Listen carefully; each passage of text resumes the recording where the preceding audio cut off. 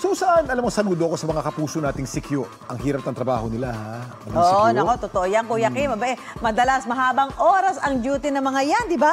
Talaga namang napatunayang secured kapag may secure. Lalo na't kapag may bigla ang nangangailangan ng tulong habang namamasyal.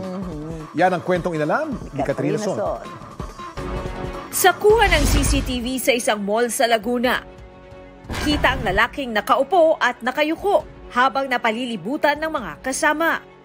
Maya-maya pa ay tumayo ang isang lalaking nakaupo sa kaliwa at tila may tinawag. Dito na lumapit ang isang security guard.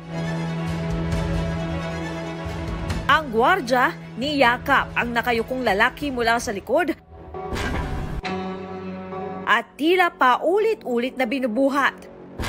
Nabibilaukan na pala ang lalaki at hirap na huminga. Matapos ang ilang segundo, nakatayo ng maayos ang lalaki at nagpasalamat umano sa tumulong na gwardya. Tila pangalawang buhay raw na maituturing ang ibinigay ng bayaning SG. Sa Tiaong, Quezon, nakatira ang bayaning SG na si Hassan Pasco. Kwento ni Hassan, umiikot lang siya sa ground floor ng mall nang may lumapit sa kanyang lalaki. Hindi raw siya nagdalawang isip na tulungan ng matanda. Ang tila pag-angat at pagtulak sa tiyan na ginawa ni Hassan ay tinatawag na Heimlich maneuver o abdominal thrust. Natutuhan daw niya ito habang nagtitrain bilang security guard. Ano ko na po yung pangunang lunas. Agad naman po lumabas yung kinain niyang nakabulol. Ganun pala talaga pag security guard, talagang lakasan din yan ng loob. Nagtanong-tanong kami kung talaga bang maalam o pamilyar ang security guard sa Heimlich maneuver o abdominal thrust.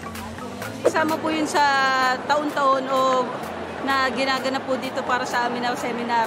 Marunong naman po, sir. Gawa ng lagi po kami nagsiseminar about po sa mga basic life support. Nakasaad sa Private Security Services Industry Act o RA 11917 na require dumaan sa training sa mga CQ bago mabigyan ng lisensya. Kabilang dito ang mga trainings at seminar sa mga karapatan sa trabaho, emergencies at first aid.